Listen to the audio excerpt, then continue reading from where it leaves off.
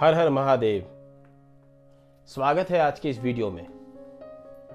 आज मैं जिस टॉपिक पर चर्चा करने जा रहा हूं वो है पितृदोष। पितृदोष के नाम पर आज बहुत सारे लोगों ने इतना भ्रम फैलाया हुआ है, जिसका मैं आज खुलासा करूंगा इस वीडियो के अंदर। चलिए शुरू करते हैं। मित्रों, आज के समय में आपने देखा होगा कि कोई भी आप पूजा, आराधना, अनुष्ठान या किसी भी शुभ कार्य करते हैं तो आपको पितरों को याद करना है, पितरों की पूजन करानी पड़ती है। और इसके साथ साथ अगर आपके पितर अगर रूठ जाते हैं या अगर पितरों के ऊपर किसी तरह का कोई दोष लग जाता है या पितृ दोष जिसे कहते हैं, ये शब्द आपने हर किसी से सुना होगा। ज्यादातर लोग जो हैं वो पितृ दोष को सही मायने में समझते ही नहीं है।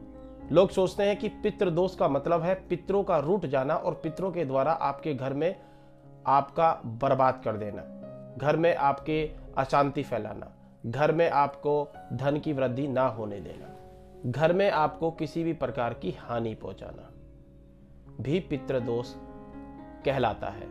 ये मैं उनकी भाषा में बात कर रहा हूं। अब असल मायने में क्या पितर आपके घर को बर्बाद करते हैं? क्या पितर आपको एक्सीडेंट कराते हैं? क्या पितर आपके घर में संतान पैदा नहीं होने देते? क्या पितर आपके घर के व्यापार को बढ़ने नहीं देते? क्या पितर आपकी नौकरी नहीं लगाने देते?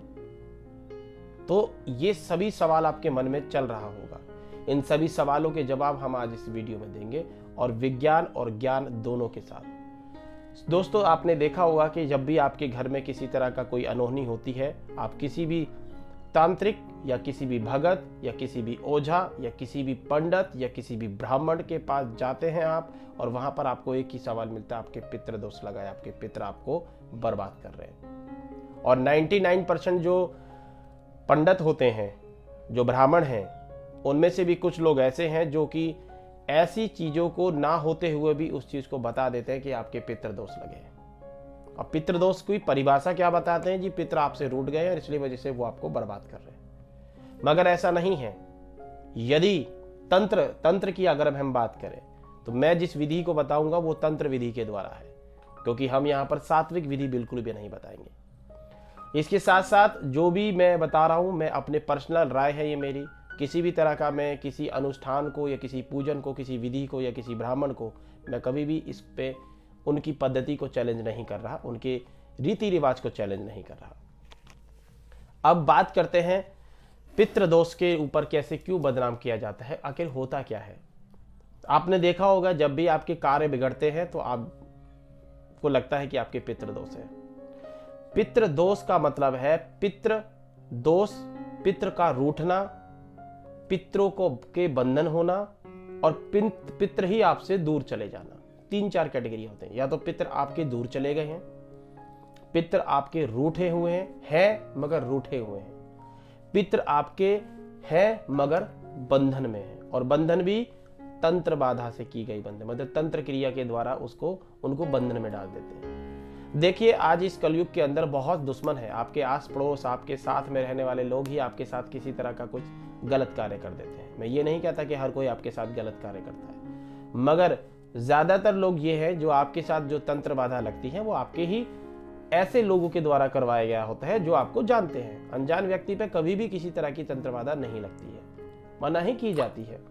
इसके साथ साथ दोस्तों क्या होता है कि जब आपके पितर अगर आपसे रूठे होते हैं तो रूठने पर उनको मनाने की प्रक्रिया सात्विक विधि और तामसिक विधि दोनों के अंदर है। मतलब एक कह सकते हैं जो आप पूजन, अनुष्ठान और कोई भी आप अगर पिंडदान, जो भी आप चीजें करते हैं, उन चीज से आपके पितृ जो रूठे हुए वो मान जाते हैं। यदि आपके पितृ रूठे हुए हैं और वो कोई व्यक्ति आपको कहता है कि ये आपके पितृ बर्बाद कर रहे हैं, तो सरासर गलत है। पितृ कभी भी आपके घर का बर्बादी नहीं करते। अब होता क्या है, ये भी मैं आपको एक एग्जाम्पल के तौर पर बताता हूं। मान लीजिए कि आपके घर पर सुरक्षा का घेरा जो लगा है वो पितरों के द्वारा लगा है। वो पितरों के द्वारा जो सुरक्षा का घेरा होता है, यदि वो रूठ जाते हैं या वो ब्लॉक हो जाते हैं या किसी भी तरह की तंत्र बाधा उन पितरों के ऊपर की जाती है, तो उन पितरों की शक्तियों को बांध दिया जाता है और जब वो बंध जाती हैं तो वो सुरक्षा का घेरा जो है आपके घर से टूट जाता है।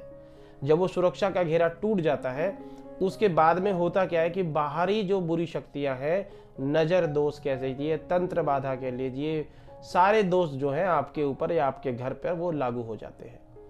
तब वो आप परेशानियों में घिर जाते हैं। जब ये परेशानी में घिर जाते हैं फिर आप इसका समाधान ढूंढते हैं। समाधान ढूंढने पे ये पता चलता है कि ये तो पितरों ने कराया, बट ऐसा नहीं है। होता यही है कि उनका संरक्षण आपके पास से हट जाता है, उसके बाद फिर वो आपको वो सुरक्षा प्रदान नहीं कर पाते जो सुरक्षा प्रदान वो कर रहे थे। इसीलिए कभी भी किसी भी भ्रम में ना आए। और इसके साथ साथ यदि किसी के पितृ जो है अगर वो बंधन में होते हैं, बंधन भी तंत्र बाधा के द्वारा अगर बंधन किए जाते हैं, तो आप कितना भी सात्विक अनुष्ठान करवा लीजिए, वो जो पितृ है वो कभी भी आपके नहीं खुलेंगे या नहीं आपके पास आएंगे, ना ही उनका दोष आपके से हटेगा। तो अगर वो बंधन उनके तंत्र के द्वारा बंधे हैं और आपने बहुत सारे अनुष्ठान कर लिए हैं, उसके बाद भी आपके पितृ नहीं खुल रहे हैं, तो समझ लीजिए वो तंत्र बाधा के द्वारा ही किए गए हैं। इसके लिए आप तंत्र बाधा से अगर आपके पितृ बंधे हैं, ये है या नहीं है, इसकी जानकारी आप हमारे द्वारा हमारे केंद्र में आकर भी ले सकते हैं। इसके साथ साथ हमारे फोन के द्वारा भी आप ये जानकारी प्राप्त कर सकते हैं। अब बात आती है, क्या पितरों को बदनाम करना ये सही है, गलत है? देखिए, पितरों को बदनाम करना सरासर गलत है। मेरे मायने में रहता है कि अगर आपके साथ कोई दिक्कत हो रही है तो वो आपके साथ जुड़ी हुई नकारात्मक ऊर्जाओं की वजह से वो दिक्कत हो सकती है। आपके साथ प्रेत बाधा हो सकती है, आपके साथ भूत बाधा हो सकती है। तो भूत प्रेत बाधा की वजह से आपके साथ बहुत सारी बुरी चीजें होती हैं जिसका दोष आप पितरों को दे देते हैं। बट ऐसा नहीं होता, पितर कभी भी आपका बुरा नहीं करते। पितरों को सर्वप्रथम रखना चाहिए, अपने कुल देवताओं के सर्वप्रथम रखना चाहिए, उसके बाद बाकी जो देवी देवता है उनको आपको पूजन करना चाहिए। अगर आपकी कोई राय है तो कमेंट बॉक्स में लिखें, हमें व्हाट्सअप करें और हमारे इंस्टाग्राम और फेसबुक पर भी जाएं और हमें लाइक और फॉलो करें। अगले टॉपिक में मिलते हैं आपको नई वीडियो के साथ। ऐसे ही अपने विचार में आपके साथ रखता रहूंगा। तब तक के लिए हर हर महादेव।